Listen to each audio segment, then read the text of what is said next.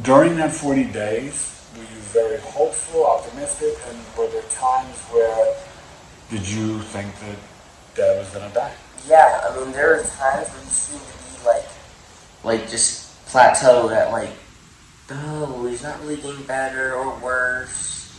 And usually when that starts to happen, when someone's just staying very in a way stable for a while, it's hard for them to hang on, especially if they're not showing any signs of getting better or really cognitively getting better either, because especially when you were in a coma, every time we would go to FaceTime, you really weren't there. There was just one night though where you were, and I think it might have actually been your birthday. Actually, no, I don't think so. It was the day after. They got the recording, and then they played the recording for me. And we were on the call, three-way call with Elijah too, and you were we weren't really talking. We were just mouthing things. And that was the most active active you were. Or that you was that the day when I was dancing to the hip hop? Yeah, swaying your head. That's kind of fun. Yeah, I mean, other than that, especially after that, it just seemed to be not getting better or worse, and it was really in a state, and even mom and auntie was just making it sound like we had to prepare for that, you dying, and well, not even mom very much, but especially with Aunt Elise. Yeah, that's what she was especially making it seem like. Yeah. And she came out after Grandma's passed. Yeah. And I think she was expecting for both of you guys to pass. So she was just in a way, I feel like she was always trying to give little remarks just know I'll be here for you when your dad passes. So I don't know, she just supposed to do little things like that. And and there's times where it was just it was hard. And he didn't really start to get better until he went to the new facility. And even when you were there, even for a while, he didn't start to get better. And all of a sudden, I think it was actually in October. Yeah, I woke up October 16th. Yep.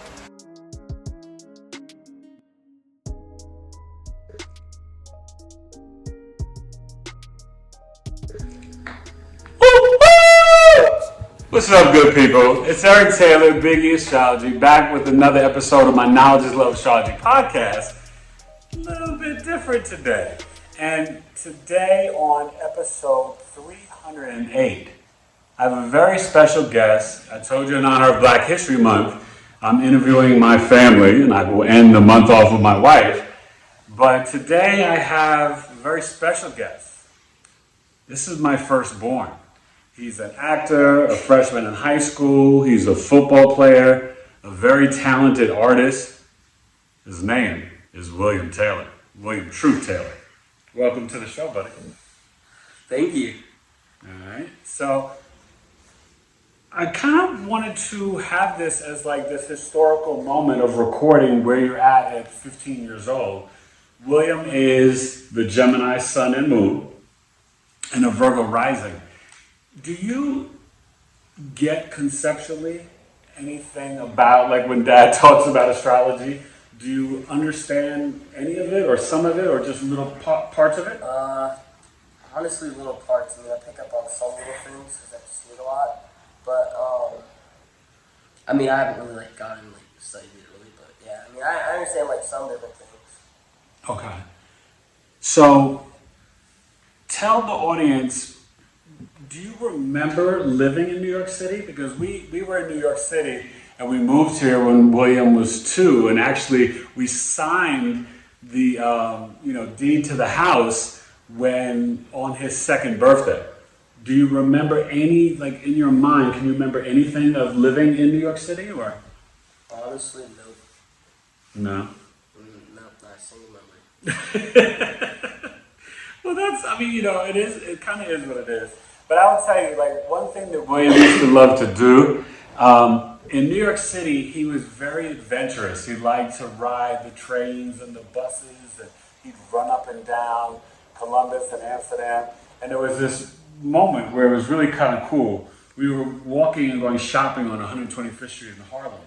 And then you walked ahead of us, and it's like, literally, like you were like Moses parting the Red Sea. Like all the adults just like kind of like opened up.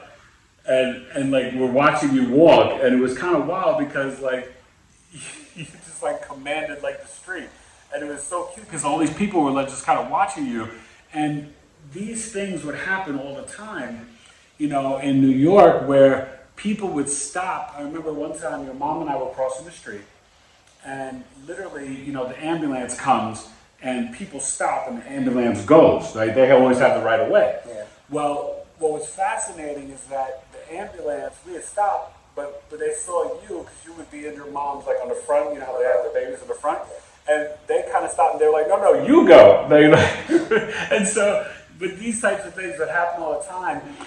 Do you kind of feel that in public, do you feel like you just kind of light up more so than, let's say, when you're at your home with your family, like you as just like the young man at 15, how do you feel when you're out amongst your friends or just in public? I mean, I think I make a lot of friends very easily. I mean, I think that's probably part of it. I mean, I've always been like, I feel like I'm easy to talk to. Okay. I mean, I don't know. I feel like people are like, in a sense, drawn to me in a way. Again, yeah, it's easy to make friends and like sociable, and I like I'm able to like make relationships and stuff like that pretty easily. So when you first went to high school, how did you feel? Your high school was what, almost 2,000 kids, or so it's pretty big. How did you feel? Like, do you remember like day one? Was it any feeling overwhelmed, or were you just like, wow, let's jump in, I'm super excited? Like, how was it? Honestly, like, I was honestly excited. Because, I mean, I already have a bunch of friends in high school. And, like, our sophomores and juniors and whatnot. I think as I was a freshman. Or as I am a freshman. So, that part really wasn't scary for me, like, the social aspect of it. I think the more scary part for me was just, like this is, like, the beginning of, like, the rest of my life. Right. That's the more scary part. Well, in the sense that what, like in terms of getting the grades and knowing that you want to get good grades for college and playing football and stuff. So what was it like? You finished your freshman season, your team went undefeated, right? Yep. And they don't have playoffs for the JV team, right? No. So what position did you play, and how did you feel being a part of a team? And what was it like playing under the lights at night? Well, I mean, I played cornerback, and I mean, I don't know, I love playing corner. I mean, I've been good at it for a while, and I mean, it's really just like great. I mean, like, it's honestly like probably a one-of-a-kind experience. Like, if you never played high school football, just like the feel like under lights, like it's just amazing. It's hard to explain. Yeah. But yeah, no, it's just like so much fun, and it's just like so much adrenaline, just nerves and everything. It's just all going. Yeah, I don't know. Do you remember that night when I came into your room and I told you, and I was like, you know, buddy, I know that this must feel so amazing because it's something that I always dreamt about, like wanting to play. My high school didn't have a football team, and then with my vision, even if we had, I may not have been able to play, but I was a really great athlete, so I became a track star, and so. That's one thing that I encourage you to still do is to run track, right? Because it does help build up your speed for football. But I was like, oh my gosh. Like for me, being at the games and watching you play under the lights, it was like I got to, you know, revisit it. Not like those crazy controlling dads, like, oh my God, like living my life through you. But just like being able to like, wow, I'm so glad that my son is getting to experience this. Yeah. Because I knew it meant a lot to you and it's really fun, right? Yeah. So let's backtrack a little bit because you've gone through a lot of bumps in the road. You know, you probably don't remember. We were leaving New York. William had fallen down a flight of stairs because of some crazy little girl who like let him go down this thing, and he stepped and fell down these stairs. We had like a big extra step, and you had like a little cut and bump in your head. But then we moved to Arizona, and when you were 4 years old, right after your twin brothers were born, you had strep pneumonia. It was emphysema, and it formed outside the lung. And what was really wild is the night your mother took you to the hospital, the nurse had told her, "Thank God you brought him here tonight, because he literally would not have made it through the night." They rushed you in. They like did some, tube thing in you to start draining stuff. Mom came home late that night, I think, and then we traded, and then I was there for like the early morning, and I had to sign papers because they wanted to rush and do a surgery on you. What do you remember from being in the children's ICU for 23 days and going through all that stuff? Because you literally had really a near-death experience. They had to induce coma for a couple of days, and you were really what can you remember from being 4 and being in the hospital? Any memories or? I have a few. For the most part, a lot of it's a blur. A lot of memories I have, but there's this one memory I have. It's kind of sucks, but I was in the hospital, and these two workers, or nurses, I'm not sure. Yeah. I feel like I'd never seen them before or anything, and they randomly came into my room. They were all pumped up and excited and happy, and they were offering me food and drinks and stuff, and they were like, "Oh, what's your favorite drink?" Yeah, because I couldn't really eat at the time. Right. And I was like, "Oh, apple juice. I love apple juice." Apple juice and graham crackers. William was the apple juice and graham cracker king. Yeah, no, those were a highlight. Anyway, so I immediately asked, I was like, "Can I have apple juice?" And they brought me apple juice, and I drank it all within 10 minutes later. I threw it all up. That's for some reason, I don't know why I remember. That's stuck in your head. Yeah, it's so random. It's not like that was anything horrible that happened compared to everything else that happened when I was in the hospital. Yeah. For some reason, I just remember that. And I also remember sometimes at different times trying to fall asleep in the hospital. And it's just I don't know, just quiet and stuff. And, yeah. I don't really. A lot of it was just Do you remember watching a lot of movies, or when Dad would be there and we watched the World Series together and stuff like that? Do you remember none of that?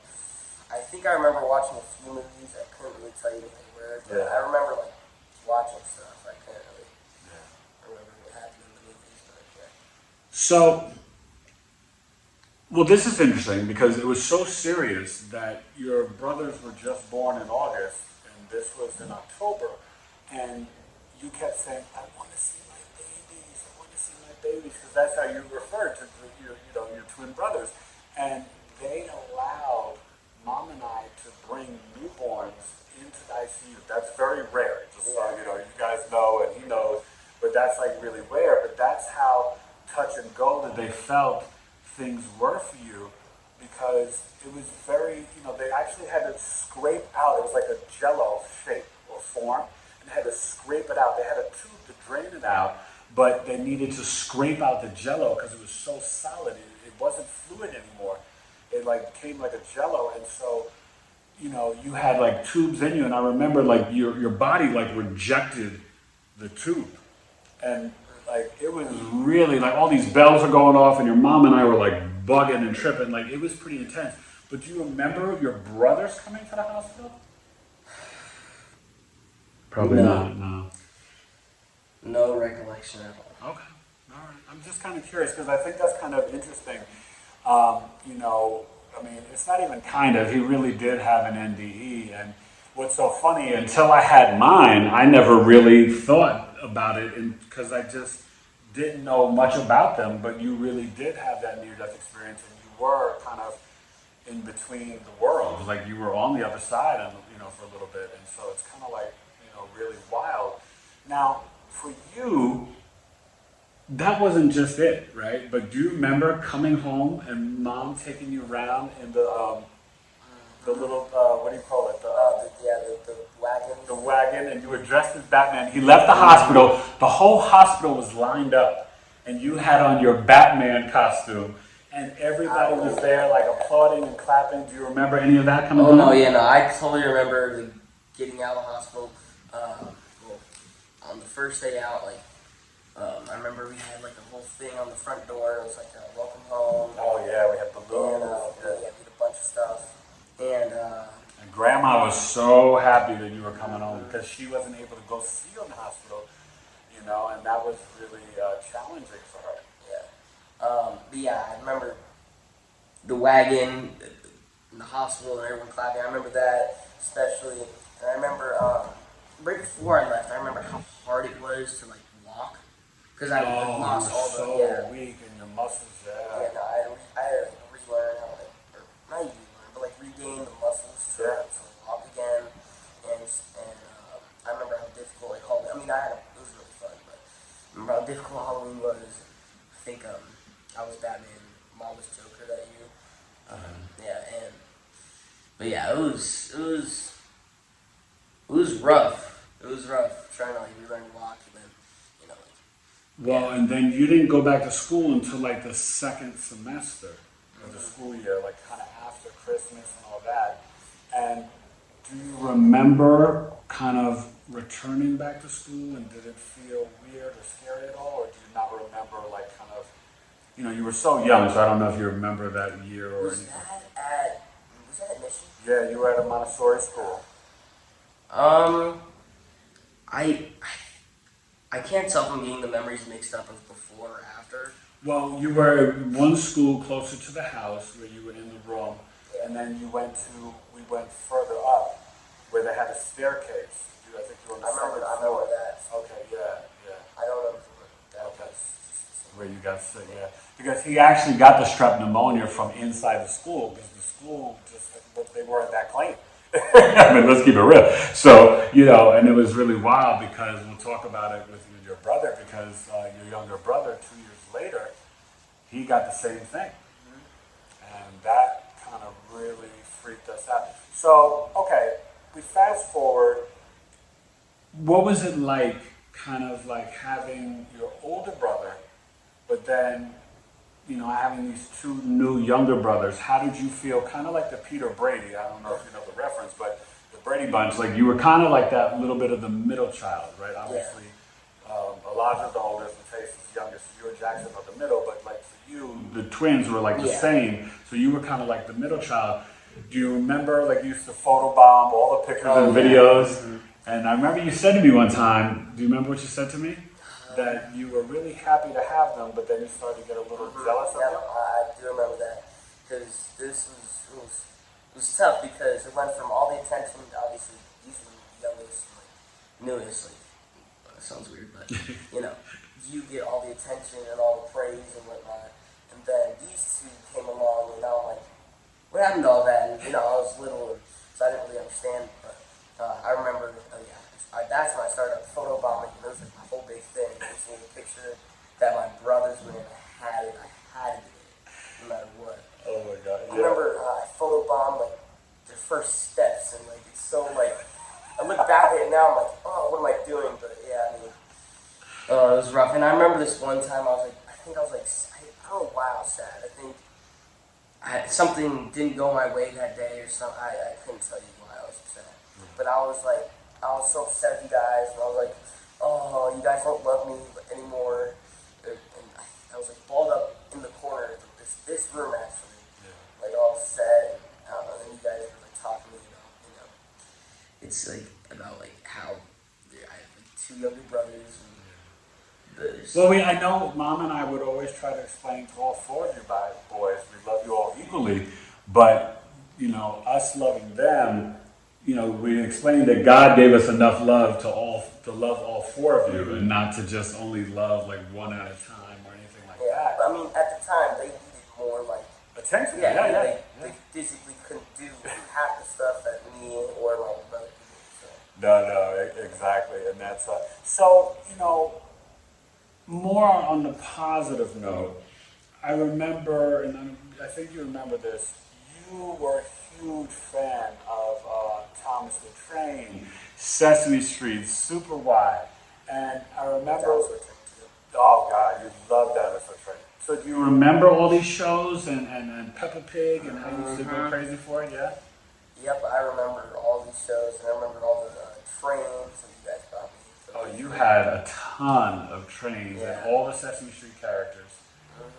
Now, do you remember as a little boy that you used to like to, you were very big into rap and singing, and you would try to like, well, this was in New York, so you wouldn't remember. Like when I was working on my second album, True Speakers, you would rhyme like with me and over me. And then when we got out here, we got you a magical CD. They did a lullaby CD of just instrumentals of the Kanye West. And William, what did you always say? Play William's CD.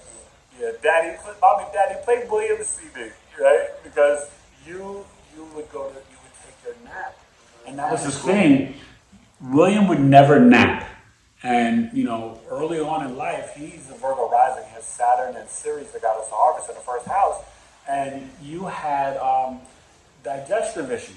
So we actually went to our next door neighbor in New York. Her daughter did cranial sacral work, and she was able after the first time we noticed a shift, but she did like 2, maybe I think 3 or 4 visits, and you and Mom, you never slept, and as soon as you would eat, you would get like sick, and so Mom never slept. So the first 6 months, Mom was like a zombie.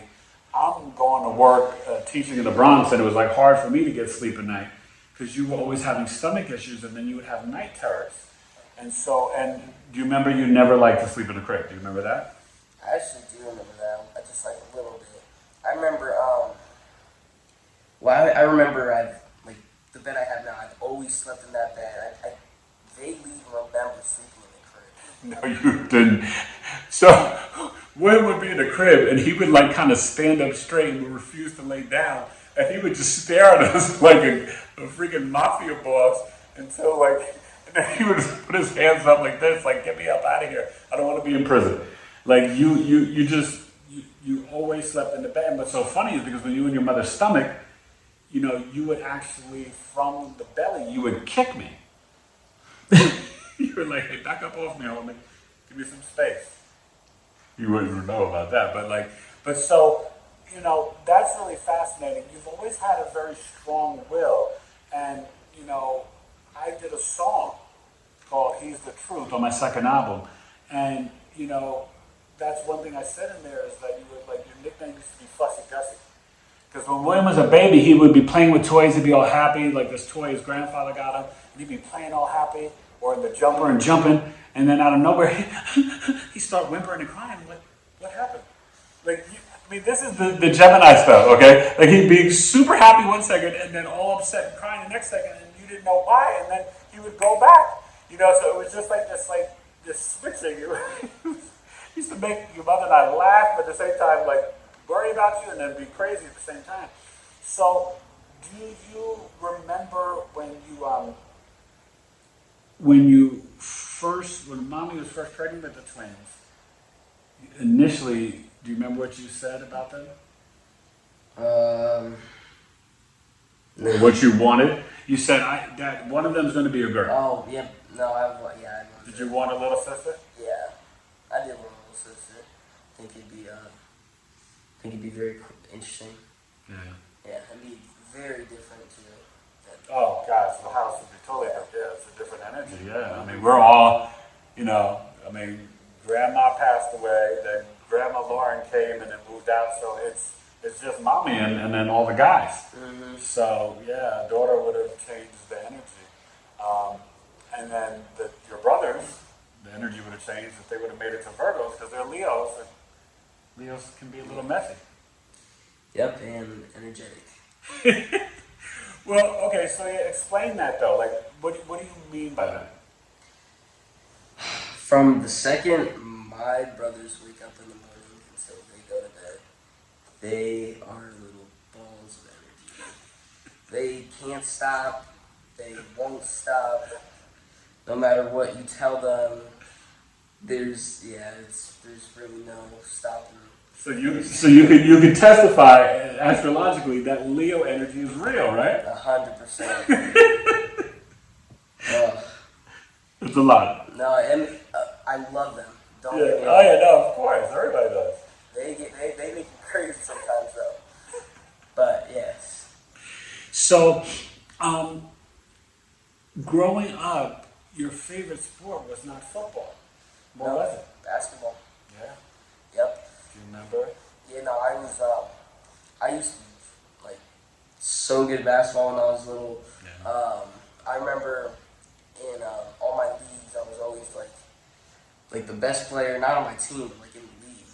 Well, you played in the YMCA for 2 seasons, but I remember one game your team won. It was like 24-12. You had like 14 points, 3 rebounds, 3 assists, and I remember one time you came down court and you just came and then you drove to the hoop and then you just kind of threw it up and it went in, and then then the next play you came down and then you hit like a pretty, it wasn't like 3-point, but it was like a faraway jump shot, and then 2 other dads were like, "Wow, man, your kid's on fire," and I had to try to play. I was inside, I was going crazy. I was just screaming and taking video, but to be the cool, calm, respectable dad, I was they were like, "Your kid's on fire," and I'm like, I was just like, "Yeah, I know, I can't believe it,"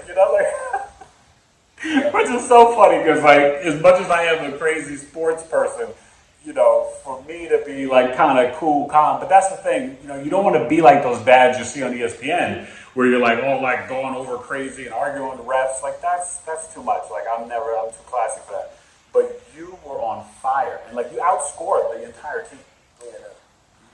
It was this is the YMCA, so it was the junior sons or whatever, yeah, it was really cool. So that was so great and positive, but then do you remember when you turned 8 and then you went to summer school, the bilingual school? Do you remember what happened? Well, that was the year I had a really bad concussion. It was so bad that it was classified as a TBI, traumatic brain injury, and so I think I wasn't cleared to even play sports for over 2 years. So I mean, and I also went through a bunch of other stuff that ended up I think in a way stunting my growth, which made it also really hard to play basketball.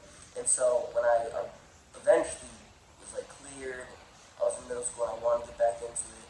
I was so behind, and I just was Well, we did sign back up for a basketball league. And you played for a little bit, but then you were on one good team and another team wasn't so good. But then I remember the last game I think you played, I remember Mars was in Gemini, and you actually, and in your 10th house with Sun and Moon, you actually, the kid kind of picked you up and dropped you. This kid was 6 feet almost or whatever, and you fell and hurt your elbow, which is connected to Gemini and Mars' accidents in 10th house out in public, so it was very literal.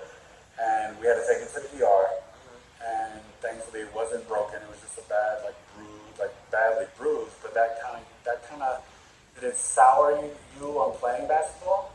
Well, I don't know. It was for me, it was really hard to go from being super good, being so good, and being one of the best, and I wouldn't even say the biggest, but one just on the bigger side of people kids, to then being the smallest and the least developed and behind. It was just really discouraging, and then also didn't make the basketball team in middle school. And I don't know, after that, I was just I don't know, I love basketball, but I think it was just I didn't have fun playing in basketball anymore. Well, I think football is very good for you because you have Venus and Mars in Aries, and that is very much the athlete, the assertive initiator. And I think for you, in terms of playing cornerback, you're a pretty good tackler, right? Well, yeah, I've always been very physical. Yeah. And And so now you finally have had these growth spurts, and you're 5'7" now? Yeah. And that transition to playing football, I know for your mother and I, we were a little concerned and scared because he's had the TBI and the concussion history. And, you know, it was really a challenging time for our family because we had to switch schools. We had to hold him back a grade in third grade because he missed so much school. But it was for the best for him. But it was very traumatic because, you know, there was a whole cover-up with the school and this kid kind of did a karate move on him and he wasn't even looking and his head hit the desk and hit the floor and they didn't tell us anything. And so it was a very challenging time where for me, I know I felt like as a father, like I could act crazy and wind up in jail, but then I'd be no good for my family. Or, you know, we tried to do things the right way legally, but just dealt with cover up, and all these lies. And it was really rough. So what happened though, I think you turned kind of like, as they would say, sugar honey iced tea into sunshine because then you started to, become a very talented artist and actor. Yeah. So you, what was your favorite kind of drawing style that you used to do? Because you did a couple different things. You did 3D pens, you did coloring pen, you did color pencil, you did everything, right? Yeah. Well, I think my favorite was definitely, I never got into painting or anything, but probably just like the sketches and colored pencil. I also was really big into like anime and you did amazing stuff with the Legos. Remember, you did like 1,000 or 2,000 piece? Yeah. Something. Mm-hmm. But in terms of art, though, I was really into like the anime, and so that was something I used to always like to draw. And also Fortnite too. Oh God, you love Fortnite and the Fortnite. fidget spinners and what was the dance? Used to dab and floss. Yeah, floss. Yeah, you're a good flosser. So I know you don't really have a favorite basketball team or football team, but when you were younger, tell everybody who you root for, who you like, and so, why. For football, I absolutely love the Carolina Panthers and the Jacksonville Jaguars. Now, I loved Cam Newton and I love the players. Christian McCaffrey. And Christian McCaffrey and Luke Kuechly and all them. But the original reason why I started liking the team was because I thought Panthers and Jaguars were the coolest animals on the planet. Like, so cool to me.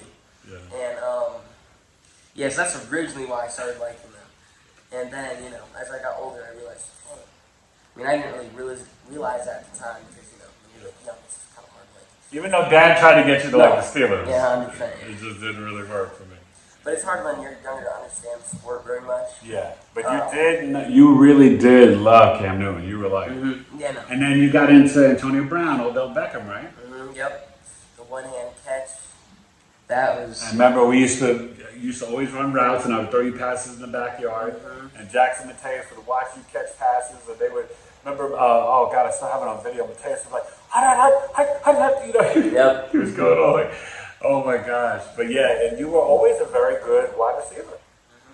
You know, that was something. So I think even back then, and that was more like 9, 10-ish, you know, because you couldn't really play sports like competitively, but you were still, like you would play basketball at home and you would shoot, you know, and play football in the backyard and stuff like that, even a little bit with friends. But you were, even then, I saw signs of you being a good, you know, wide receiver and things like that. Did you ever think at that time that you wanted to play football? Or? Oh yeah, no, I've always wanted to play football, but I was like, in a way, like scared of like the actual like, contact of it until like you know I realized like I'm not getting tackled by a big old you know NFL player. It's someone in my realm of size. Okay. So that makes sense. Originally, that is what like scared me off a bit too, but yeah, no. So tell people, because I remember you were really into. What were some of your favorite books growing up? Because you were big into.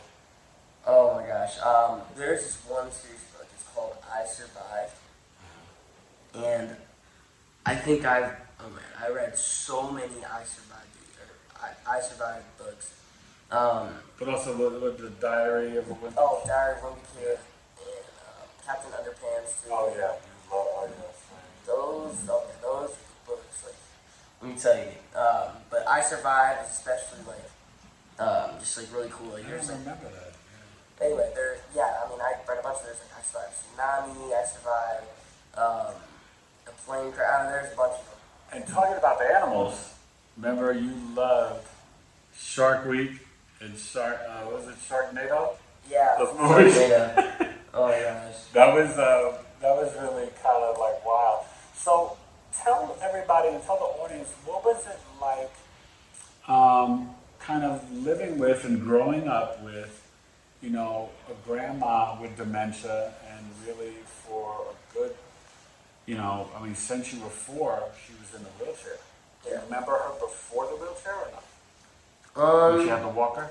I actually have a few scary moments with her. Okay, There's this one time where I can't exactly remember what I did to piss her off, but she, like, with her walker, she like kind of hit you with it? Yeah, hit me with it, and she like stepped on my toes with it. Oh my god! And I remember you were crying, and I had to come out and I had to tell her. And you know, okay, this is what my mother said, because the dementia was getting, you know, kind of intense. As we knew that it would as we left New York in 2011. But I told her, I said, Mom, you cannot hurt my son. I said, he's a baby, you know, he's only, you know, at this time, I think it was before the twins, the first time, like you were like 3, maybe 4. And I said, you know, Mom, he's a baby, you know, you can't hurt him. And she said, oh no, he's not. She was adamant that, like, she thought you were like kind of like grown. And, you know, and I was just like, and you were, you know, but at the same time, you guys were really close. Just like she was close to the Liza, because she used to love to play catch with you, and she would throw the ball around. I don't know if you remember some of that stuff. Yeah, I do. Yeah. So, but what was it like though? Like, how did you view it? Was it just normal for you because you grew up with her? I mean, or did you kind of realize that she was really different, but you learned to just? I mean, I was always like used to it. I mean, I did grow up with it, but like as I've gotten older and matured, it's given me, like, without even like noticing it, like a different perspective and like empathy for people with disabilities, special needs, or people that have to like, or caretakers, and people have to take care of like people with dementia, Alzheimer's, all that, and the elderly people. It was really hard. And it gives me like a sense of sympathy and like, it's really. No, I think that's beautiful, and I think that that's one thing that your mother and I were. It was our reality, but it was like a side bonus that I think for all 4 of you boys, that having grandma around, you would learn compassion, sympathy, empathy, and just appreciation, because even though grandma was losing her ability to talk and walk, she still was very much a part, not only of the family, but of your, you know, all your lives, right? Oh yeah, 100%. I mean, and no, she was. You have any funny stories you want to share with the audience? Yeah, she was by no means was she a vegetable. She was there. Yeah, no, she was there. There were times where she would get so worked up with me and the boys, because we were just like, I don't know, we just make her upset. And I also remember me and Grandma, we used to watch a bunch of movies together. What was the one movie called? John Q. Yep, John Q. She loved watching John Q. How many times do you think you saw that? At least 5 or more? 5? No, it was like over like 10. Wow. Over 10 times, 100%. Yeah, that's like Elijah and Grandma watching The Day After Tomorrow. They used to watch that a lot in those movies. So, but tell the audience, like, because I think it's really fascinating, like, how fast she moved in the wheelchair. She was. Oh yeah, no. I feel like whenever you were watching, she was like, because she was like smart. She had strategy, especially when she was trying to do her way to the kitchen to get food when no one was watching. Yeah. Because there'd be times where she'd be like moving slow, and, you know, you turn your back for a second, and all of a sudden she's like digging some apples in the kitchen. Yeah, she'd grab your plate. Well, she'd always grab my plate at the dinner table. Yeah. Well, yeah, no, at the dinner table, Dad and grandma sat next to each other, and she would have a full plate of food, right? And be reaching over for no apparent reason, exact same food served up on the plate. She just, I couldn't tell you why. He couldn't tell you why. Yeah, I don't know. It was hilarious. No, it was really fascinating. And I remember you as a little boy, you would a lot of times pray at the dinner table, and she would love that. She's like, good job, or she'd say something to you. But then you would joke and you'd put your foot on the table. And Grandma, oh my God.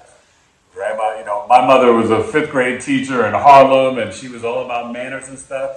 And this woman would put his foot up on the table, and Grandma would be like, put your foot down, and that's enough. I remember there were times when she would curse at church, cursing us for that type of stuff. She had very strong hands, right? Mm-hmm. She snatched you up, right? I mean, she snatched up Eliza. She snatched me up, especially when I was younger and smaller. There were times when she would snatch me up, and she would even as I was getting older too, she would just grab me by my wrist or something, grab me and she wouldn't let go. Yeah, she would not let go, and she or there'd be times where if she really wanted something from me, she would also just grab me and be just try to get you to do something. Oh yeah. And she'd be like, can you get this for me? Or I don't know. But there's different things. Yeah. So, and that's the thing that I think it's really magical, because it warmed my heart that even though she wasn't quote unquote my mom the same way, she got to enjoy all 4 of you guys. Obviously she spent more time with Elijah in a way, a little bit more time with him than you. But, well, actually no, because after he went down to Texas, then she was still around, and you guys had to spend more time together. But I think that in general, her joy was to watch you guys play and to play with you. And remember, she'd like to come out in the backyard and watch you guys and play and stuff like that. And she was, really such a big part of everything. She loved Mom's cooking. Oh, yeah. She would go and grab extra food and this and that, and then she'd always go, take me to Daddy's room. Mm-hmm. Right? Do you remember when you were little and you'd push her in the wheelchair when you were 4 and 5? Mm-hmm. And no, there's also times where she'd make her way all the way down the hallway. Oh yeah, she'd scoot by herself. Yeah. Good exercise. She'd just be scooting away, and then very tail end, see her on her way down, so push her away.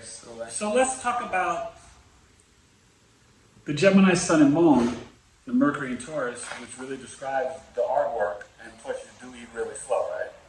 Mm-hmm. That's Mercury Taurus. You're a slow eater. Mm-hmm. Okay. But tell everybody about the acting. Do you remember your first acting job, and what was your favorite? Because you've done quite a bit. You want to share some of the projects you've done? Yeah, I'm pretty sure my first one was a photo shoot, and it was for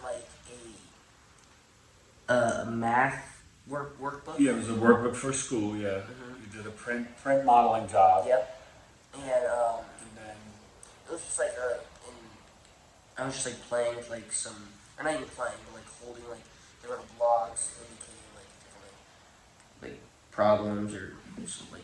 Right, but then soon after you had kind of 2 big roles, right? You did Sullivan Tires, and how was that? Because that was pretty cool, because you weren't casted as a lead, but there was some kid who couldn't deliver the lines, and then you stepped in, right? Or how did that go? Yeah, well, originally, I wasn't even sure or anything, and there's kids that were just getting the Sullivan Tire shirt. That are supposed to be the main actors, and they couldn't produce lines, and so they just called on me, and I was just sure, do this. And then I did, and they were right on. They're just good job, buddy. And then all of a sudden, I was doing every line, and then yeah. And Sullivan Tires, they're in the northeast of Boston, and they were shooting out here, and I think it was in Mesa, but you had the Boston Red Sox mascot, right? Oh yeah, that was really cool. I got a hat from him. Yeah. He signed it too. Wow. Yep. That's crazy. And then you did an independent film that you auditioned for, and it was like a bunch of kids auditioning, and you got the part. And do you remember what you did?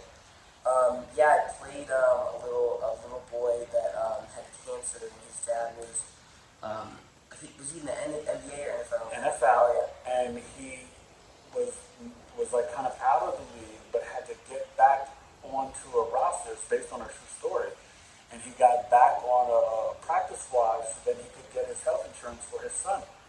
And what did you do though? I had to shave off all my hair, which, I mean, was pretty hard at the time because I've always loved having my full head of hair.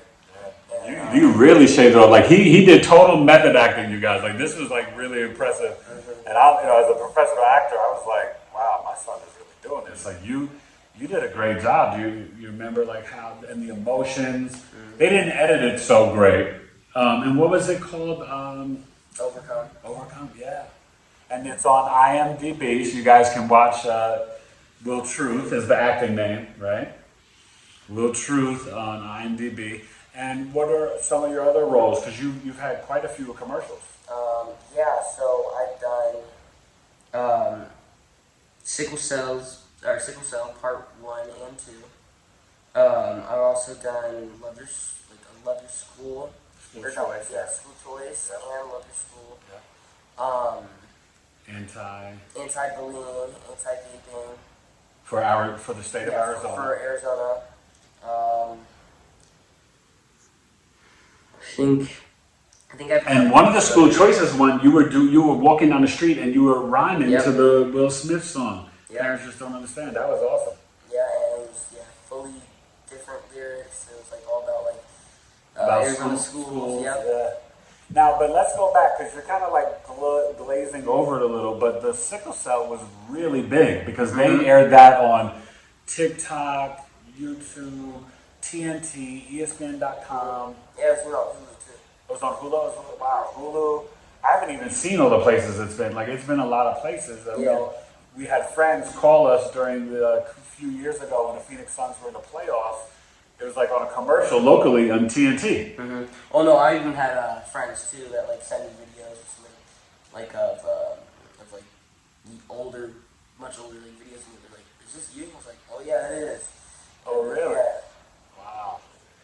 Well, but tell them what you had to do because you did it 2 different times, but it was a ton of script. This was for doctors' offices to let kids know about sickle cell, and you had to memorize all this verbiage for the hemoglobin and how those cells, they sickle and what people go through and how doctors, and you did it with green screen, right? Mm-hmm.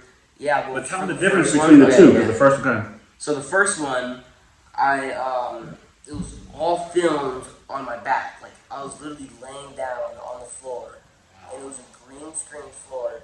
And I had to pretend as if you were I was standing, so I'd have to keep my feet all perfectly. Yep. And my body and stuff. And, that's really hard. And you're doing that and delivering a ton of lines. Yeah. Right? That, and then I also had to do different things. There's also different almost like core. It was almost like ab workouts, but because there was one where I was swimming and I'd kick my feet and stuff, while also giving lines at the same time too. And you went through a lot of auditions for that, I think. Yeah, right? I think it was 3 or 4 rounds. Yeah, different callbacks. Yeah. Mm-hmm.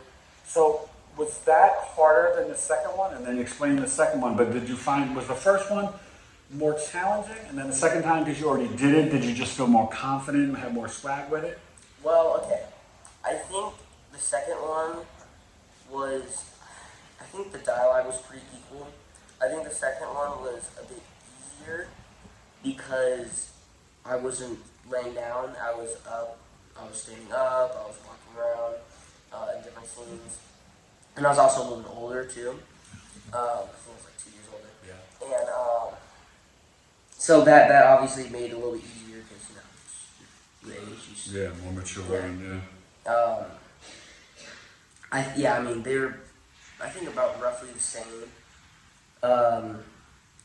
I believe and you made some good money too. Mm-hmm. The second one was more technical, it was more in depth. on like the actual sickle cell process. Okay. But yeah, no, they're different. They're different. I mean, like, different in the actual, like, process of, like, filming it.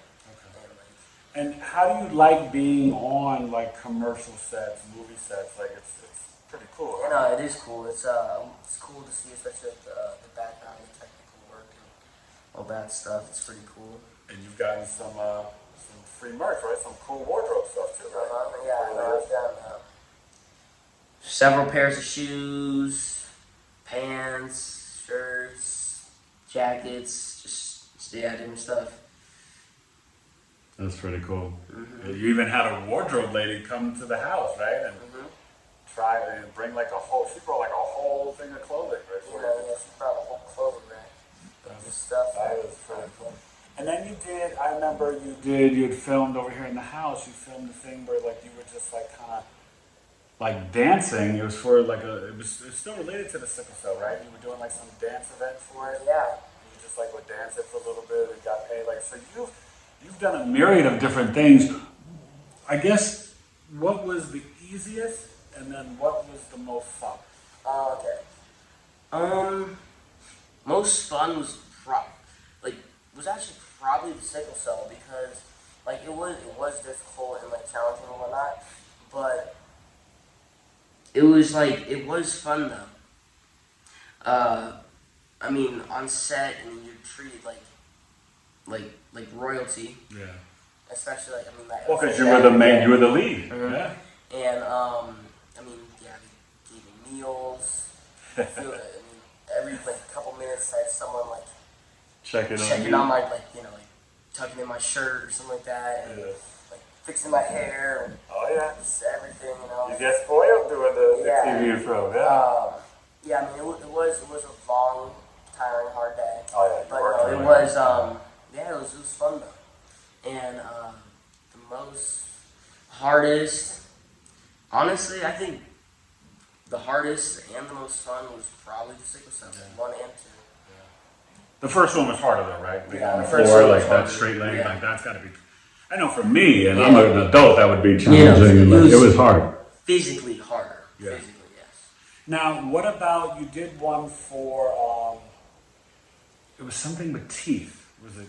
I think it was Miss Kids. Yeah, we actually never got a copy of that one, did we? Yeah, I'm not even sure. I think the company did. But I remember that one. So, I mean, there's been, so much. I thought the school choice one was really cool because didn't you play like 5 or 6 different characters in that? Oh yeah, I was a scientist, Okay. a pianist. I also played chess. Yeah. I think I was a mathematician. Yeah. So like all the core kind of classes, right? Yeah. That you were like going through and. And I was also playing basketball and one of them. Yeah, and you like, and that's better for me. My school, I like my school, and that was really cool. And see, for me, what I loved is that, your mom was kind of like the glue, and I was kind of like the frosting in terms of like, she would make sure you're getting all the lines down and drilling and this and that, and then I would give you like the specific acting tips. But, she was always there driving with you, taking you to set. But like when you got stuff down, and this is the thing that really was so fascinating, you see it with Geminis, you were like natural. And William has the Leo South Node. And so a lot of people with the Leo South Node, it's like that's like past life karma, but it's the first 30 years. Like you were just like a natural entertainer. Like, did you feel like it was, I don't know, like did it just feel like automatic to you? Or did you feel like you had to, like, was it like a stretch? Because I know the first time we had auditioned for an agent, it was a little hard for you. And this was when I think when you were like 6 or 7. But then when you got to like 8, it like something like clicked. Did you notice that difference, or it's just that you were a better reader? I think it was a combination of it all. I think I was just like as I got older, I got like more like well versed and like just reading, writing, common knowledge, just like understanding things. And I also noticed it seemed to come very easy to me. Like there's things where it's just like it was easy and like for me, I was like people were applauding me and like saying like, "Oh my God, this is so great," and I felt like me personally, I was like what? Like I didn't think I was that like great in everybody's eyes. It was like hard for me to understand. Okay, and that's fair. And part of that is, I think, being the Virgo rising, and this is something that I've spoken to you about. Sometimes you can be a little bit of a perfectionist, right? Mm-hmm. And you have the Saturn there, and so sometimes I think some of that was also you being too tough and too hard on yourself. Mm-hmm. Was that a fair assessment? Yeah. Well, because there's things where I was like, people were like, "Oh, that's better than great," and I was like, but I feel like I can do better. And I don't know. I had a lot of instances like that. Yeah, and that is definitely something with Saturn on the ascendant, and then Saturn also sometimes can delay the growth. Mm-hmm. And remember, what did Dad tell you? I said you're gonna have a growth spurt at 14. And remember, that's exactly when it hit, right? Yeah. You had a big. I mean, you started to get a little growth at 12, 13, but like really. Yeah, no. 12, 13, I was really behind. Yeah. I was known as like the small little kid. That was like my whole like thing. Yeah. And then 14 came. Yeah, 14. I started to like notice I like shot up a bit, and I was like getting a little taller. And then I mean, I think it's really like it's been like very steady. Like I've just been like growing, and like obviously I've been like eating a lot more, but like I've just been like steadily growing. Like I just noticed like I even like look back, I'm like, man, like I've grown like 4 inches since like the beginning of like summer. Like that's crazy. Yeah. No, it's really cool. So when you think about kind of now back to like, you know, I mean, I hate to say it, but you know, we've had so many good memories and good times, right, in Arizona. We had great trips, you know, going to Colorado, going to San Diego, right? And we saw, what did we see with the dolphins, and we saw the whales and all that stuff and everything, and SeaWorld, the beach. But what was it like when Elijah, you know, left for senior year and then went to college down in Texas? How did you feel? Because I know that was pretty challenging for you, because like that was your big brother and kind of like your guy, right? Yeah. Well, originally when discussion was going on that like he might be leaving for his like senior year, I just like I didn't really like want to believe it, and then you know, I don't know, just kind of like time rolled by, and then all of a sudden, oh, he's leaving in a month. Oh, he's leaving soon. Oh, and all of a sudden he's just leaving. I'm like, I don't know. It's just like it was hard because you know he's always like just there, and then you know it wasn't. So it's a big adjustment, and then you know like he's going off, and then it's hard to like stay like as close and touch. So. But yeah, I mean it was a hard adjustment. Yeah, and then that was the summer when you got the concussion, so it made it even harder. Like that was like bang bang, like you know.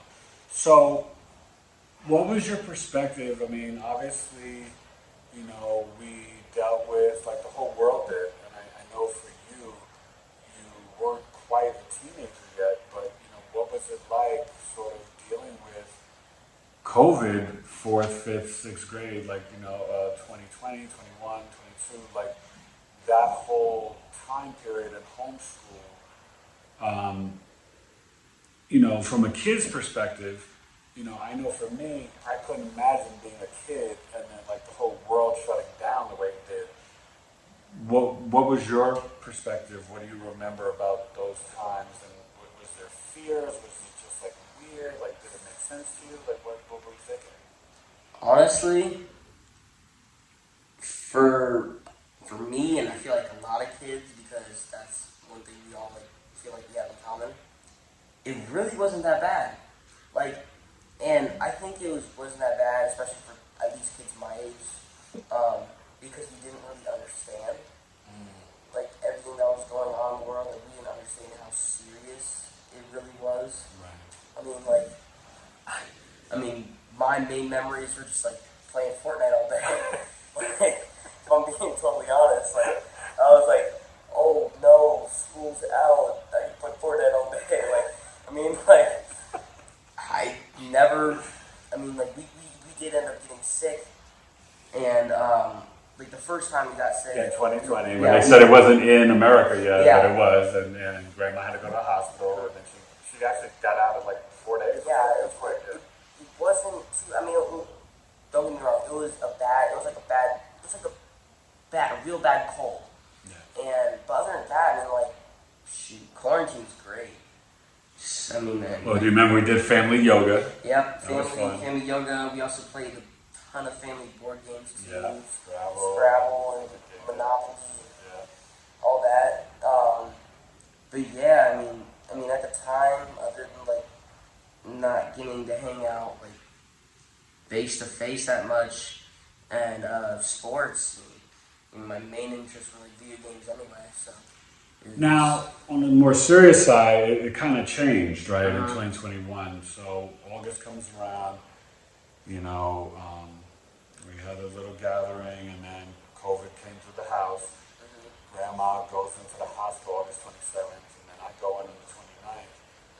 What do you remember about that day when they came to pick me up, and just that whole scene? That was a very scary day. That day was like, that's like a day you'll never forget, because we had woke up that morning and like you seemed to be progressively getting like just like more sick, but we didn't realize how bad it really was until like, because we had one of those little things like to oxygen, blood, and all that, and we tested it, and we had thought the machine was broken because it was crazy. It was like in like the high 50s. Well, yeah, but each day it got worse. Like, so it was like 80s, and so at 88 you're supposed to go to the ER, and so on the 27th, Grandma was like at 88, 89. So we called, and they came and took her. And but we weren't even really checking that much for everybody else in the family that like routinely. Yeah. So we just decided like. But I remember Mom was at like between 92 and 94, and I remember looking, and one time I was like 77, and then it was like lower. Yeah. No, and we were having like, and the night before we were like just like kind of like monitoring a bit, and then the next day we woke up and it seemed to be like low 60s, high 50s, and we were like, okay, something is going on. And it was honestly like unbelievable, because especially when the ambulance got here, they were like, sir, how are you standing right now? Because like, it was at 56 when they came. Yeah, you were sick, right? But like, you weren't showing signs of like someone who was like comatose. Like, well, they actually, and I remember when they, because they wouldn't come in the house, it was like, toxic, and so we're outside, and I remember when they were checking me, and they were like, they looked at me like, like in shock, like, how are you talking and standing? Like, they couldn't fathom, because I get it, like now looking back, because my oxygen was at 56%, that's like absurd. Like, I could have like just dropped dead at any moment. And do you remember, I remember you were on the lawn, Mommy was sick too, so she was like emotional and distraught, and then you guys started to cry, and you remember what I said? You were like, for some reason, you were just like, I'll see you guys in like October, and then like... It is August 29th. Yeah, it's random. And I was like, don't cry, Daddy's gonna be okay. And I said, I'll see you in October. And then Mom was like, don't say that. It was a really just like hard moment, because like by then when the ambulance got here and everything, we started to understand like, okay, this is serious. This is really serious. This can be like real bad. And so it was like really scary, especially like being taken away. And so after I'm going off, then what's going on here? And how were you holding it together, or what were you guys doing? Like, what do you remember? Like those first initial moments? Well, the day of, it was just all shock. Like, after everybody, like, calmed down from, like, all the crying and whatnot. Yeah. It was just, like, wow. And then, like, I mean, Mom was still getting better.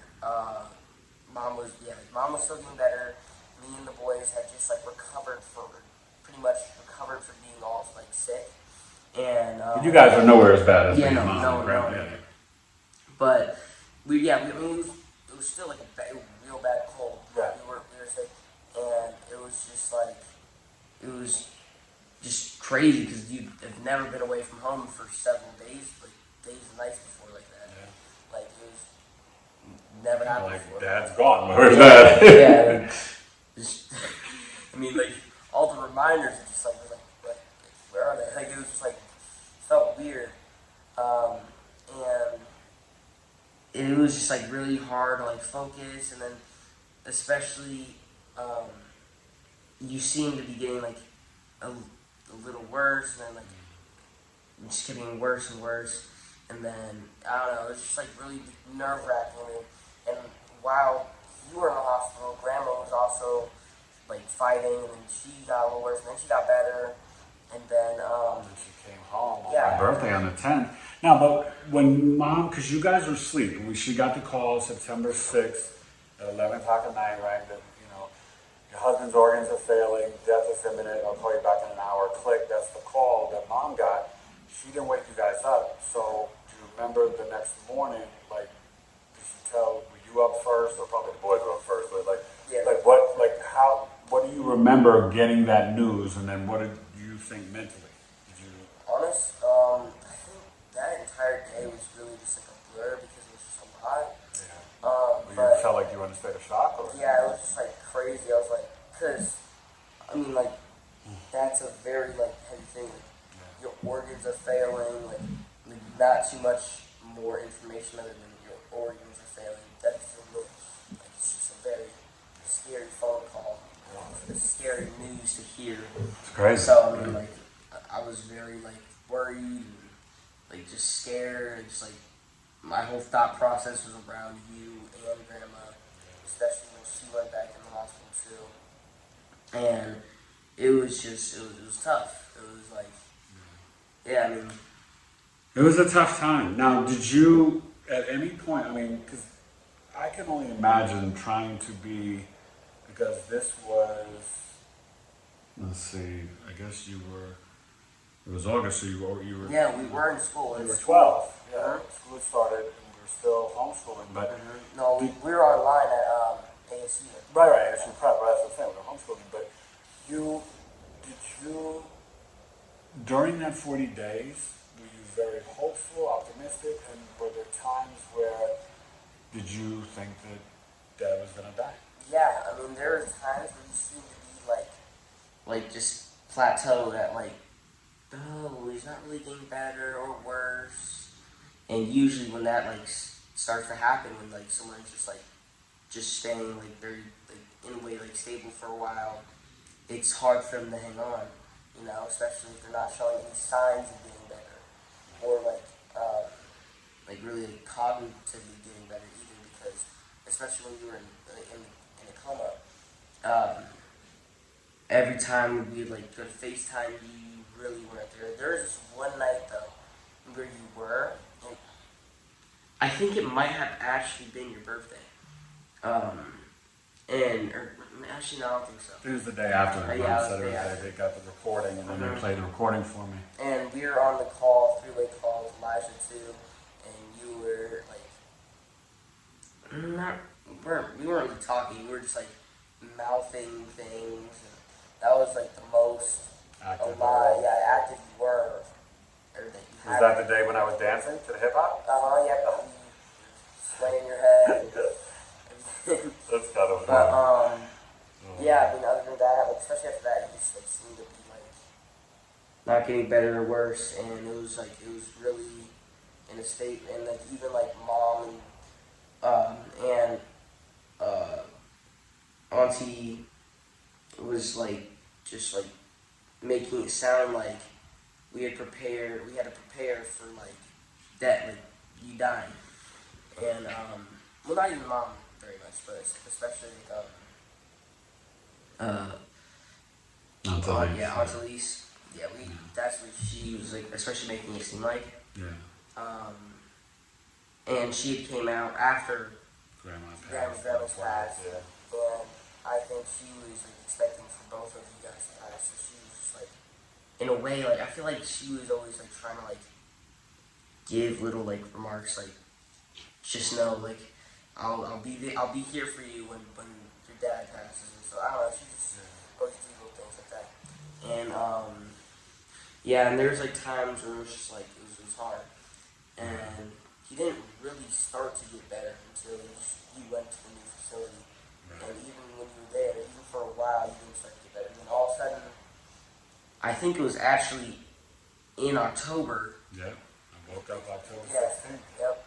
So that first time you spoke to me, and then when you heard that I had awakened, like what was that like? Like how did you feel? Well, Mom, she called me. She was like, "Listen, your dad is talking, but do not like." She was like trying to tell me be very calm with him, don't overstimulate him, and also we had this conversation. We're not going to tell him about Grandma's passing because we were afraid that if we had told him that it would send him back into, because of the emotional shock of it, it would send him, it would physically affect him as well. So it would send him back into a coma or potentially make him worse. Who knows? We didn't know. So we hid that information, and it was really like tough and like hard emotionally, like especially because there's been times where you would always ask, and at the time we were redoing our whole outside and we got the pool redone and everything. And so there'd be times where this one time especially, we kept asking to see Grandma. Yeah, how's Grandma doing? And you kept wanting to talk to her. You just got in your voice box or your voice like that, and I was just like, I had to change the conversation. It was just like, I mean, it's funny, but like, it was probably like hard, very emotionally hard and stressful, and then you're like, kind of like, God, Dad should know, but I know he can't know yet because it's not safe for him to know yet. Yeah. No, and I was actually, and I told your mother, I was very thankful that you guys waited because it was a lot, and even when she told me, it was still a lot, too much, you know. So okay, we kind of go past that, but I want to talk about like the young 15-year-old William in the sense that like you have visions and dreams. Do you want to go to college? What are your main interests? And then any ladies in your life or anything like that? Well, I mean, I know you had the little freshman prom thing. Oh, and you had a little girlfriend back then, but now no longer. But well, in terms of like my goals and aspirations, I mean, my dream, obviously, I would love to play in the NFL. That'd be the dream. But I mean, realistically, I'm just being totally honest. Like, it's not really realistic. I really like to get into some type of like. I've always been into architectural things and designing houses. And you're good with mechanics, fixing bikes and like cars. Something mechanical, whether it's something mechanical with houses or cars or bikes, something like that, because of something I've always been into, and especially like recently, over like the last like several months, I've just like really even started thinking about like architecture. Like architecture, or even just like designing houses and stuff like that, because I've always like found that so cool. Like I've always been obsessed with like looking at houses. Yeah, looking at massive and like cool houses. There's a lot of nice houses out here. So that's something that I've always looked into. And I mean, socially, I have a lot of friends. Guys and girls. Yep. I don't have a girlfriend. No, not that way. Just his fellas and then girls that. I don't have a girlfriend right now. Okay. I mean, I'm not really like, I don't really want a girlfriend. Just really focused on, just having fun and playing football in school. That's good. getting kind of stronger and working out. Okay. I mean, I do I'm not gonna say I don't talk to a bunch of girls because I do, but do you have like a dream college? LSU. LSU. Okay. Now, do you have a favorite college football team? Yep, LSU. LSU and NFL? Nobody yet? Just like the players still? Or? Yeah, nobody yet. I mean, I do. My favorite team right now, at least. I mean, it's kind of been for the last several years, but the Ravens. I do like the Ravens. Okay. I like Lamar Jackson. Okay. I also like rookie Isaiah Likely. Yeah. I like what do you call it? Zay Flowers. I like Zay Flowers. And NBA. And Mark Andrews actually went to Desert Mountain too. And NBA. John Morant's cool. Yep. Although he does get in trouble. Yeah. He's got to keep that together. Anthony Edwards. Yeah. Oh, Ant-Man. He's a dog. Okay. I don't know. I don't really have a favorite basketball team. I also like SGA or Shaq. Okay. He's nice. He's been balling out recently too, and obviously LeBron.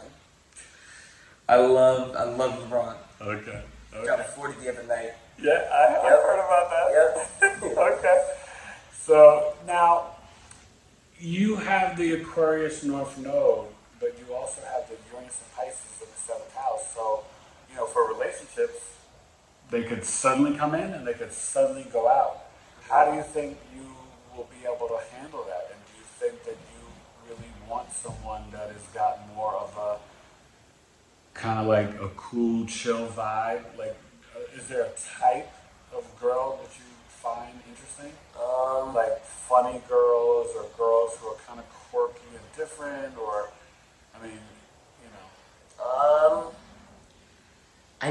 I think I like a bit of a mix of everything. Like someone that I can be serious with, laugh with, relate with. A bit of everything. But you got to expect the unexpected. That's what I'm trying to tell you. With Uranus in the 7th house, it could literally be like, gone today, here tomorrow. Yeah, that's kind of a lot of what happens. Yeah. Okay. Dad just trying to prepare you. But so, do you have dreams of like moving to other states, or do you kind of like? Because Arizona's actually pretty cool, right? Arizona's pretty cool, I'd say, but I think if it is still available when I'm older, I went this summer to Coronado as a vacation with a friend, and it is just, let me tell you, it is beautiful. It is amazing. It is so, just the energy, it's a very, very wealthy island, I will say. He likes the glamorous life, you guys. Yep, but it is just everything about it is just amazing. Yeah. The ocean being right there, all just the people. Well, you love the ocean. When we were in Texas and in California and San Diego, you love the water, right? You love to swim. Yep. Coronado, or I haven't even explored all the beaches in California yet. Well, and then also maybe this summer we may go to Hawaii, so you may find that's even different or better. Yeah. So.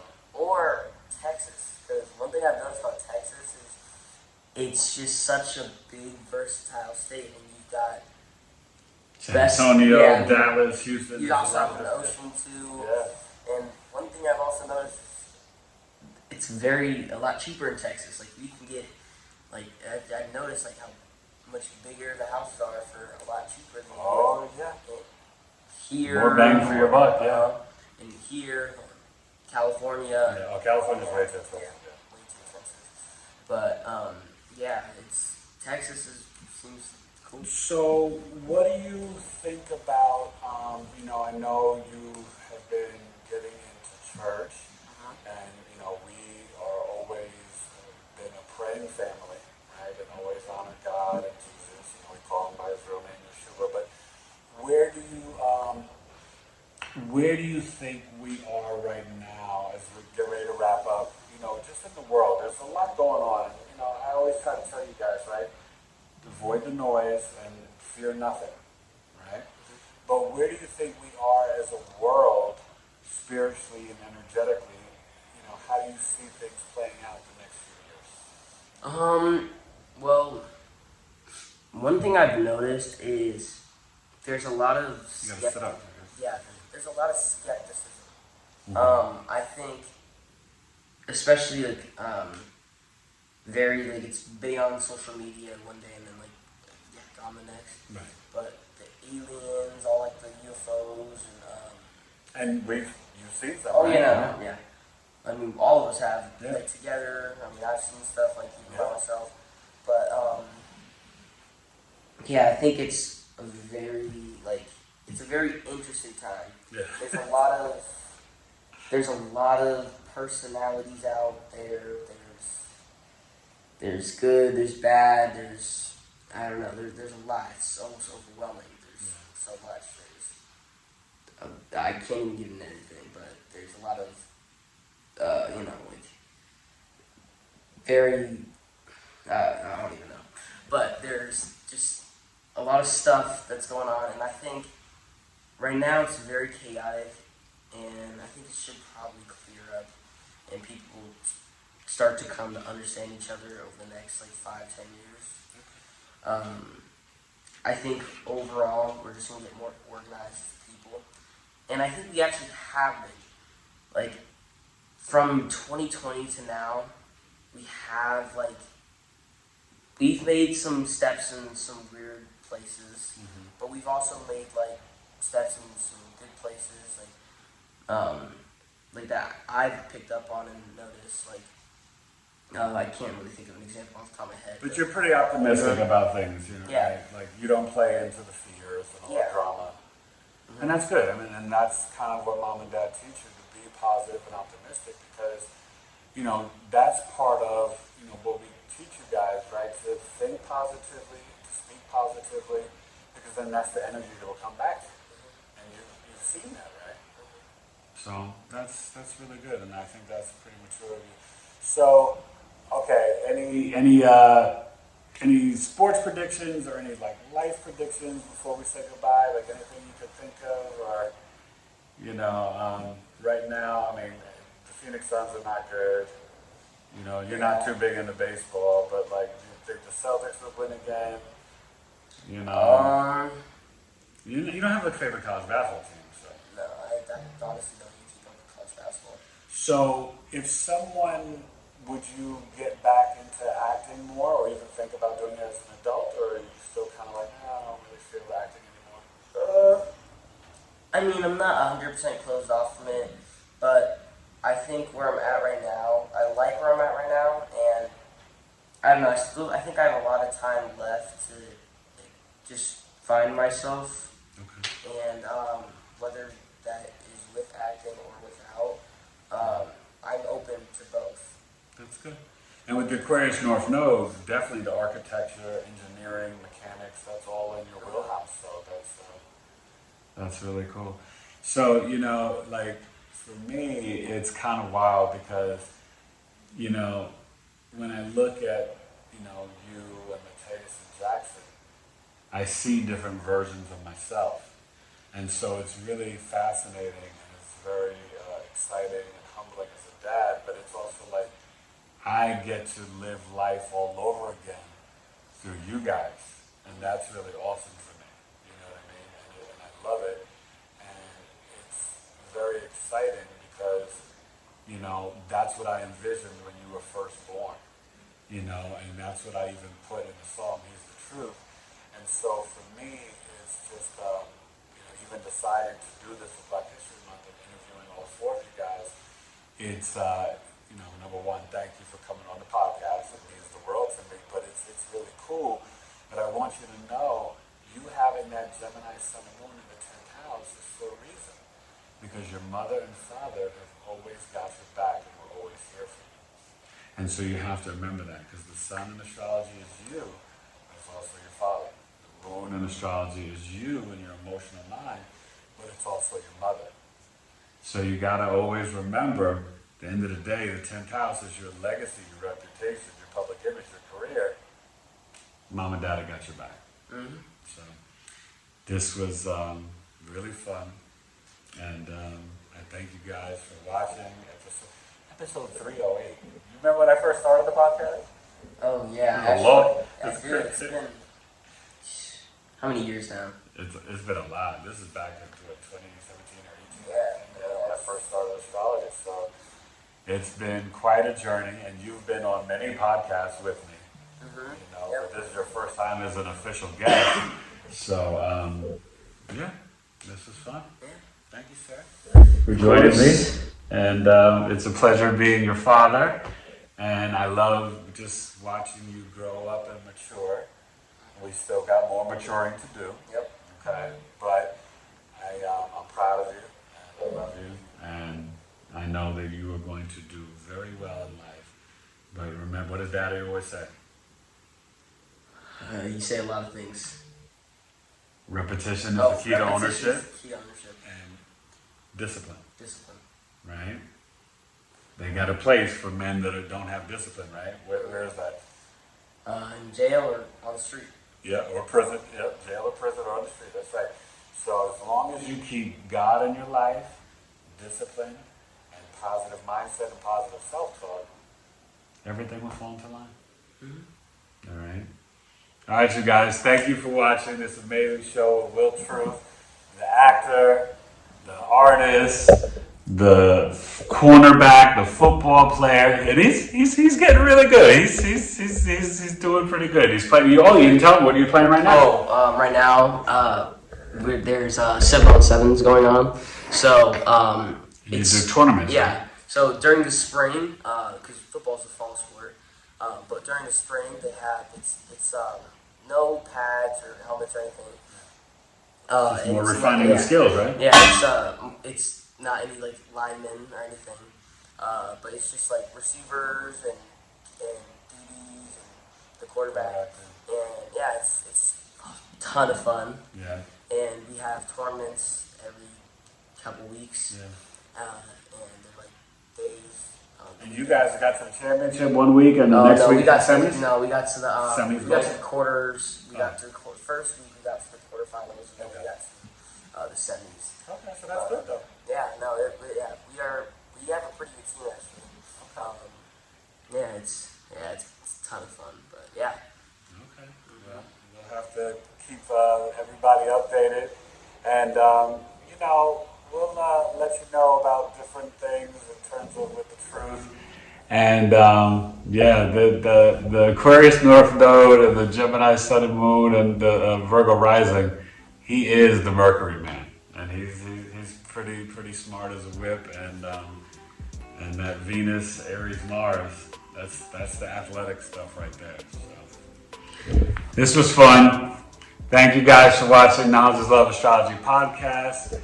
My firstborn, the truth, and I had his name when I met my wife, and she was on board with it, and she was like, I love it. And the doctors, we had to do testing, and because Alana was over 35, I think she had just turned 36, and they were doing testing, and they were making sure that he was okay. And then they said, do you want another sex? And we were like, yes. And she's like, wait, you said you do? We were like, yes, of course. And then when they said it's a boy, I just broke down in tears, and I just knew I was gonna name him after my father, William Taylor. So for me, that was really important, and I hope he continues to live up to that name, because that's a name of greatness, and his middle name is the truth. And there's nothing more important than truth. So remember, this is the Taylor family, and this is the truth. And this is Knowledge is Love Astrology Podcast. Eric Taylor, BigEAstro Astrology. Let's think about it, people. Goodbye. All right. Bye, everybody.